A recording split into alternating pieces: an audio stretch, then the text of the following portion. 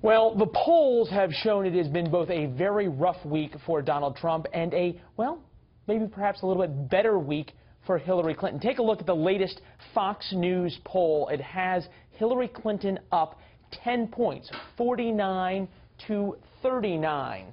So how does Donald Trump try and make up some lost ground? For more on that, Ian Pryor, Communications Director for American Crossroads, David Morey, Chairman and CEO of DMG Global. Gentlemen, nice to see you.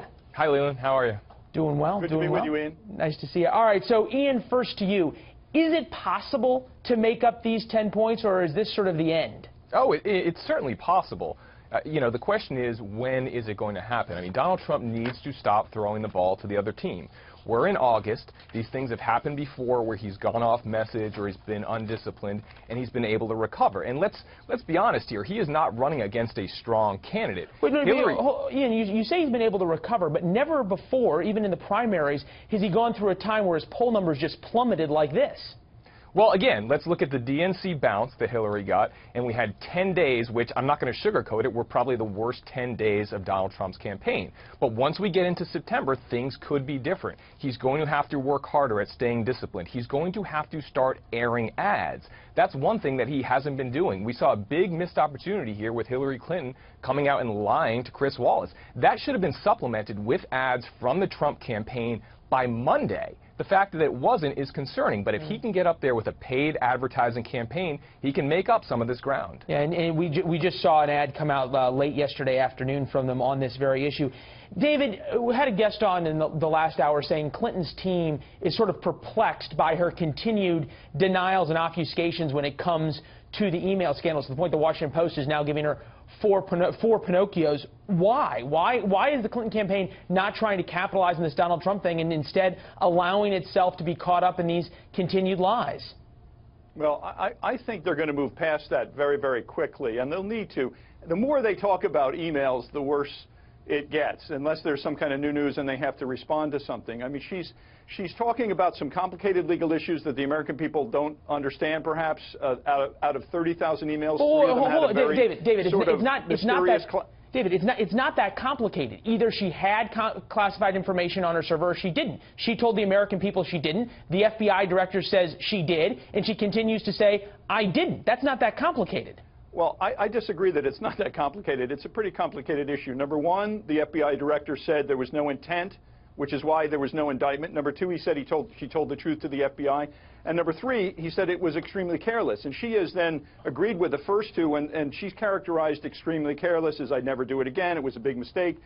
The issue of complexity, but again, she still hasn't told the truth. Hang on, let me finish my point. The issue of the complexity is out of 30,000 emails, 3 of them had very small markings that indicated classified. She said she didn't see them, and obviously other people say she should have.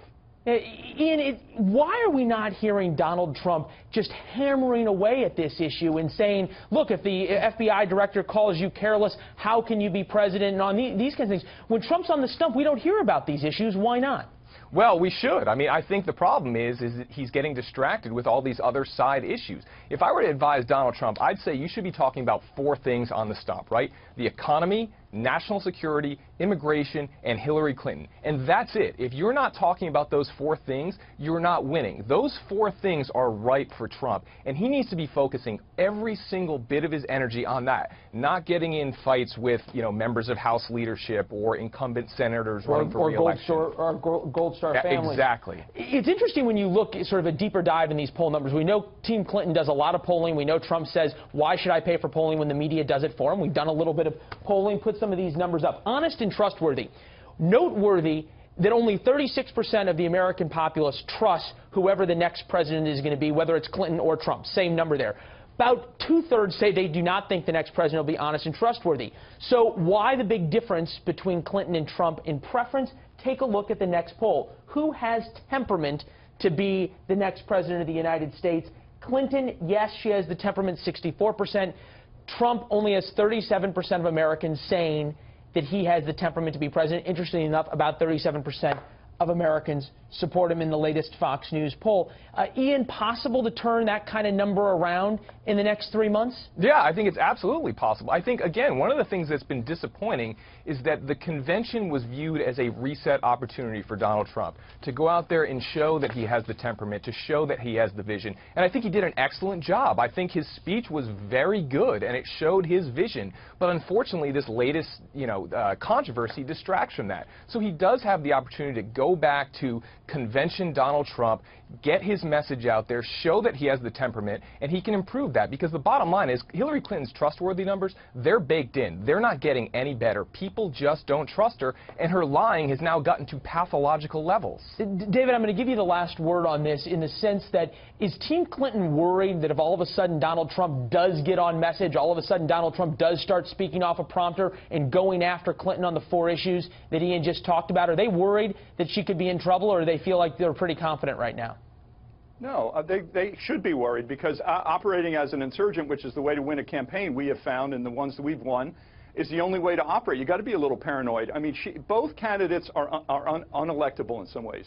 Donald Trump has a 63% unfavorable, as you said. She has a 55% unfavorable, Hillary Clinton. So you got to kind of get relatively better in terms of the unfavorables. Donald Trump is, he's got a reboot now. You can actually lose an election in August unless he reboots. And I'm agreeing with what my colleague on the other end of the wire, the TV wire here. You've got to reboot. He's got to get the message discipline that Newt Gingrich talked about. If he talks 1% of the time about the Khan family, Russia, Paul Ryan, Judge Carriel, the media will cover that 80% of the time. So he's going to have to really get much more disciplined and do an actual reboot of his trajectory to win this election. It's his election in some ways to win. I'm agreeing with, with what you're both saying. 82% of the American people are angry. They say wrong track. It's a very hard election for a natural sort of incumbent, in some ways running for a third term of Obama, if you will, to win that election. So, in some ways it's Trump's to lose. Well, and some folks would say that we'll see a new Donald Trump on Monday. We've heard that before. Time will tell. David, Ian, appreciate it, guys. Thank you. Thanks a lot. All right. Thank you.